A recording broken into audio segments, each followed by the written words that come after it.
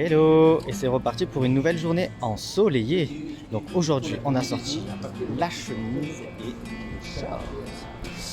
Voilà, donc là, je suis dans la grande allée des magasins et ça va me mener au sanctuaire, à la chapelle.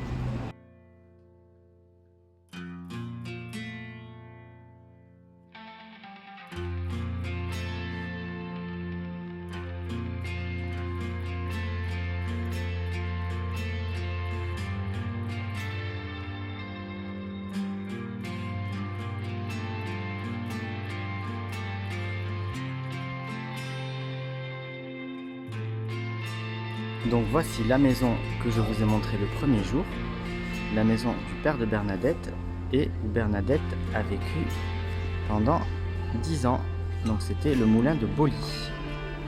Ici, c'est une représentation du cachot, là où la famille a été quand son père a été en prison, accusé d'avoir volé de la farine, et du coup ils étaient vraiment ruinés. Alors ici, c'est au bord du Gave, il y avait une grotte où les paysans ils faisaient venir manger leurs cochons. Et Bernadette, avec ses copines, elle est allée ramasser du bois. Et là, elle a vu l'apparition de la Vierge. Le commissaire de police demande à Bernadette et à ses parents de venir s'expliquer, car du coup, dans le village, c'est un peu le bazar, car Bernadette dit voir la Vierge et tous les gens affluent vers la grotte. Des centaines de personnes viennent voir Bernadette. Et là, la Vierge lui demande de manger de l'herbe et de creuser dans un trou. Et de là, surgira une source. Bernadette vient voir le curé, car la dame lui a demandé de construire une chapelle. Bernadette se rend plusieurs fois à la grotte pour demander à la dame quel est son nom. Et là, la dame lui dit « Que soy era Immaculada Concepción » « Je suis l'Immaculée Conception ». Le commissaire de police est très en colère, car tout le monde va à la grotte. Alors, il met des barrières pour interdire l'accès. Plusieurs prêtres et curés se rassemblent autour de Bernadette, lui posent beaucoup de questions. Et finalement, ils admettent que Bernadette a bien vu la Vierge et que toutes les guérisons qui sont dues à l'eau qui sortent de la grotte est bien réelle.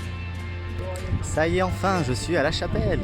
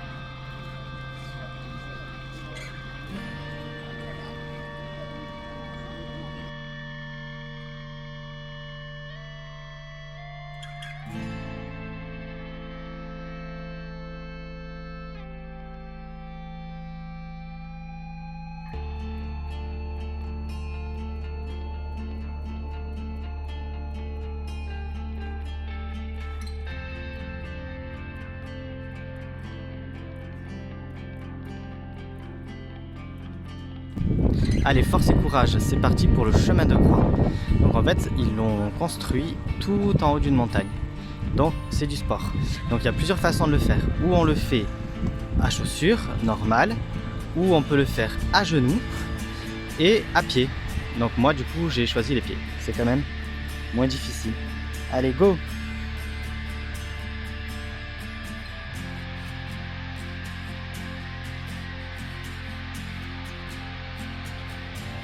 Le chemin de croix raconte le dernier jour de Jésus, quand il a été condamné par les Romains et le peuple juif.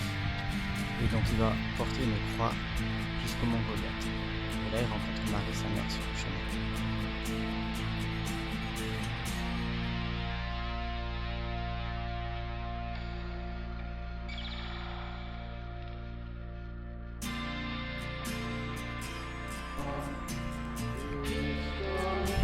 Donc Donc là, Jésus il est mis dans la grotte après avoir été descendu de la croix.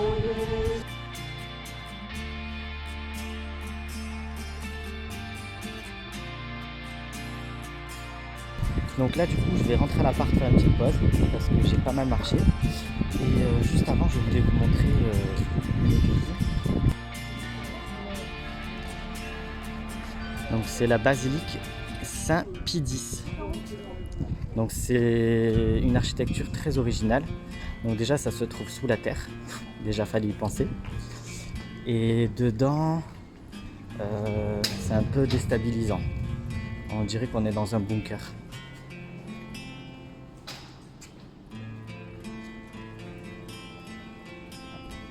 Donc là il n'y a pas de messe, donc c'est vrai que ça fait un peu glauque. Mais voilà, c'est immense.